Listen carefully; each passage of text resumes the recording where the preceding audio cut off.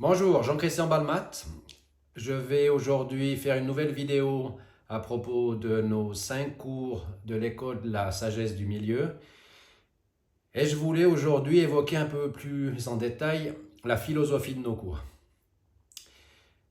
Lorsque j'ai fondé cette école en 1991, j'ai voulu conserver en même temps la tradition, mais également apporter toute la modernité nécessaire à l'insertion des cours dans un monde moderne. Par contre, je me suis positionné d'une manière assez précise. Alors, pour en venir au fait, dans nos cours, je ne vais jamais vous emmener voir la tombe d'un roi ou d'une chamane mystérieuse dont on ira essayer de réveiller la mémoire. Jamais je vais vous garantir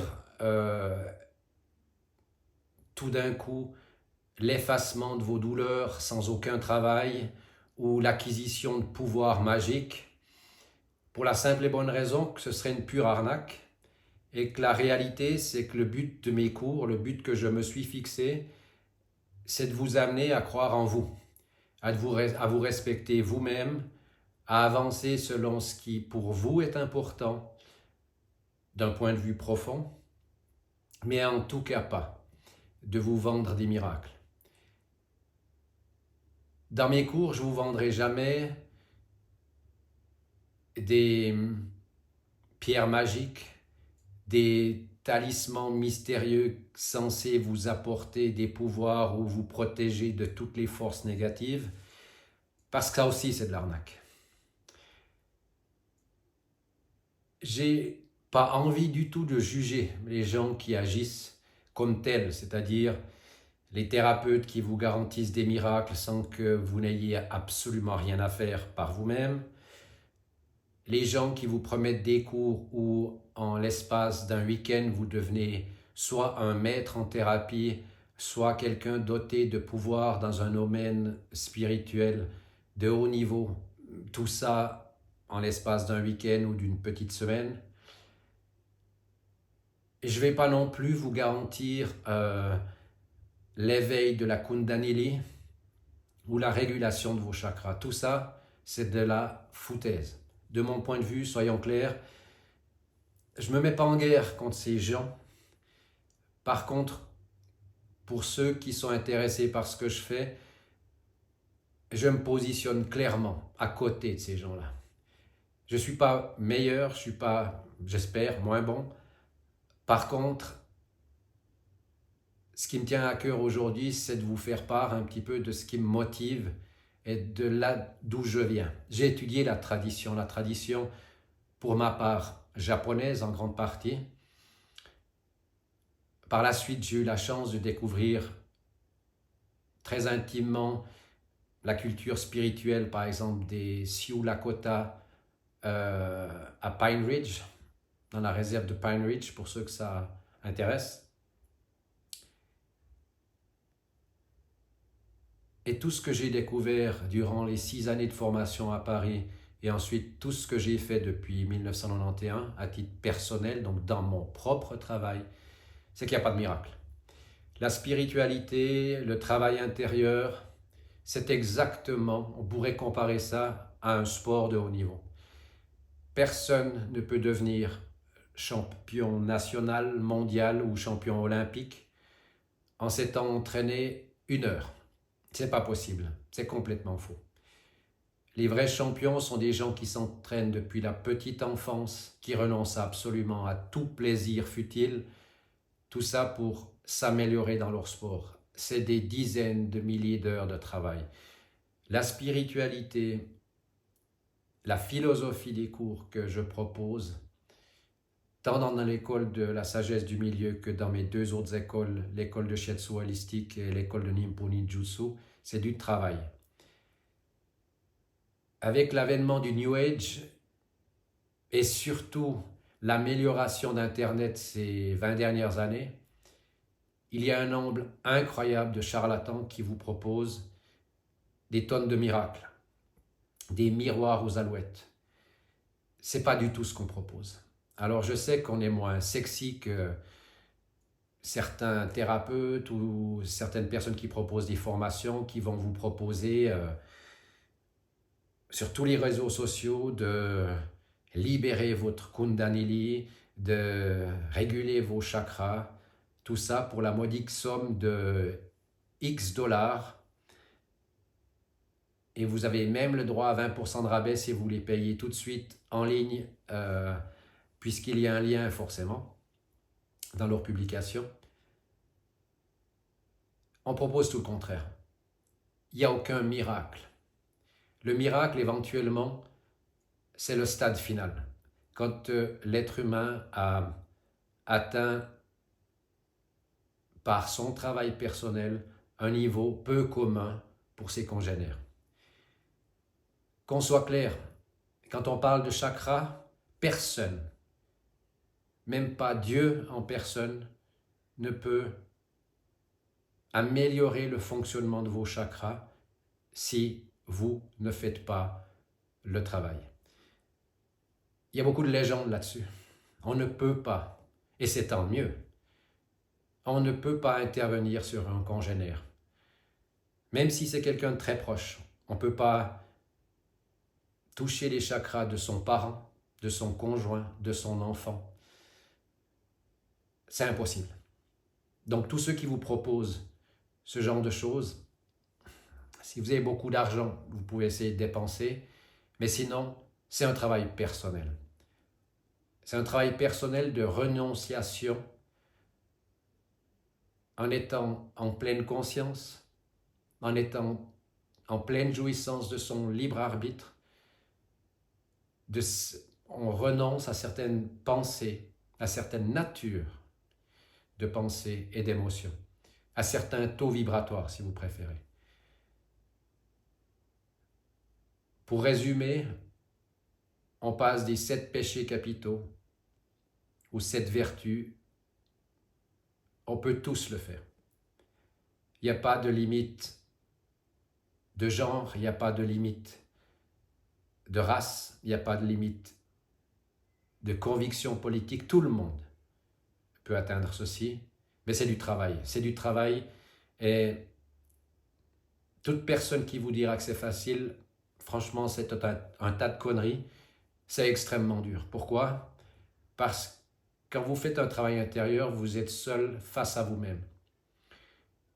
Et vous avez le pire ennemi que vous puissiez rencontrer sur Terre à ce niveau-là, qui s'appelle le doute. On a tous des doutes. Et malheureusement, ou heureusement, ça dépend comment on le prend, on est tous très égaux à un niveau intérieur. C'est un travail de longue haleine.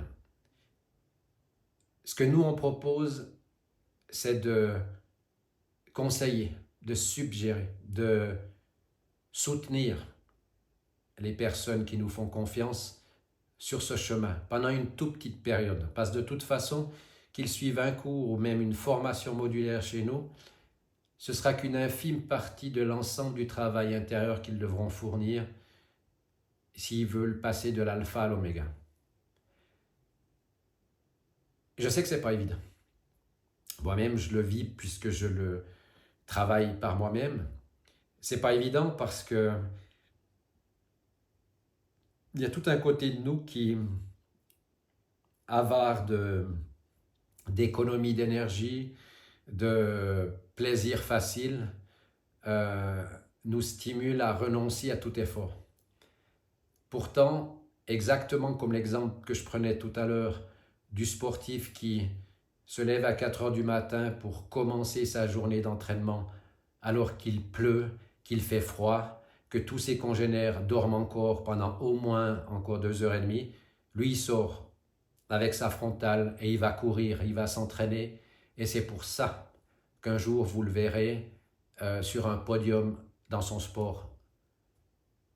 Le travail personnel, c'est pas évident. Quand on parle de chakras, on en a tous. On est tous dotés de chakras. Maintenant, est-on capable d'optimiser leur fonctionnement en améliorant la qualité de nos pensées et de nos émotions? C'est une histoire de libre arbitre. parce que personne ne vous payera plus, aucun employeur ne vous payera plus, aucun congénère va vous remercier pour ça. Et on ne parle même pas des messages subliminaux qu'on a tous dans notre culture, véhiculés par l'histoire socio-culturelle de notre pays, politique et religieuse. Tout ça, c'est des freins. Quand vous allez au fond, quand vous vous donnez la peine d'étudier l'histoire de la philosophie humaine au sens très large du terme, vous verrez que dans l'humanité, il y a eu des grandes femmes, il y a eu des grands hommes, mais pour aucun, ça n'a été facile, ce travail-là. Nous, on propose juste de vous donner quelques outils. On ne vous garantit pas le miracle, parce que ce serait, de notre point de vue, malhonnête. Et ça, c'est très important. C'est important de comprendre que travailler dans le domaine spirituel, c'est comprendre le fonctionnement de certaines lois universelles, comme par exemple le principe intégratif de l'univers, à l'opposé du principe séparatif qu'on génère tous en alimentant intérieurement cet autre ennemi du développement personnel qui s'appelle l'ego. On en a besoin de l'ego à un certain moment de notre développement, c'est-à-dire l'adolescence. Par contre, après, si on continue de le nourrir, on peut finir par croire que le centre de l'univers, c'est notre nombril, ce qui malheureusement est faux. Pour vaincre l'ego, ce n'est pas facile, ce n'est pas un claquement de doigts, ce n'est pas une ligne théorique que l'on lit dans un bouquin pour la mettre en application dans un délai de 24 heures, c'est impossible, c'est une longue lutte. Le travail spirituel, ça vous permet de comprendre mieux les choses, mais la récompense, entendons-nous bien, n'est que spirituelle. Elle n'est pas matérielle. Et ce n'est pas évident, parce que si vous faites un bon travail spirituel, vous devez quand même continuer à vous occuper de votre famille, quand même aller travailler, et non, on ne va pas vous payer pour rester assis en méditation et en ce sens, ce n'est pas évident. Parce que qu'est-ce qu'on fait après avoir fait une longue journée de travail? On va se boire une bière au bistrot? On va se fumer un bon pétard?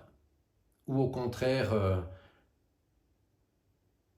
par exemple, on se met en posture méditative puis on travaille pendant 1 heure? C'est important que vous compreniez, en tout cas pour moi, fondateur de l'école, c'est très important de me positionner clairement par rapport à ça, parce que je sais clairement que sur les réseaux sociaux, j'ai très peu de succès par rapport à ceux qui ont l'intelligence commerciale de prétendre pouvoir délivrer avec une garantie des miracles. C'est impossible et c'est malhonnête. Par contre, ce qui me passionne depuis toujours, c'est que dans le domaine spirituel, on a tous nos chances, qui qu'on soit. Aussi mal nés que certains d'entre nous ont dû vivre dans leur histoire, même si dans votre histoire vous n'avez pas été tout blanc, au niveau spirituel, on s'en fout. Si vous travaillez, vous pouvez atteindre le même niveau qu'un saint homme ou une sainte femme. C'est important de comprendre que ces phénomènes-là sont à la portée de chacun. Par contre, je crois intimement que tout comme ce principe séparatif qu'on doit quitter pour l'intégratif, je pense que passer de l'envie de détruire ou d'être carrément destructeur à exactement l'opposé, être constructif, voire même idéalement constructeur, qu'on arrive à entretenir la vie, voire même la démultiplier avec, j'insiste, nos pensées et nos émotions, c'est-à-dire produire des pensées, des émotions qui nous font du bien à nous, mais également à l'ensemble de nos congénères, c'est pas évident.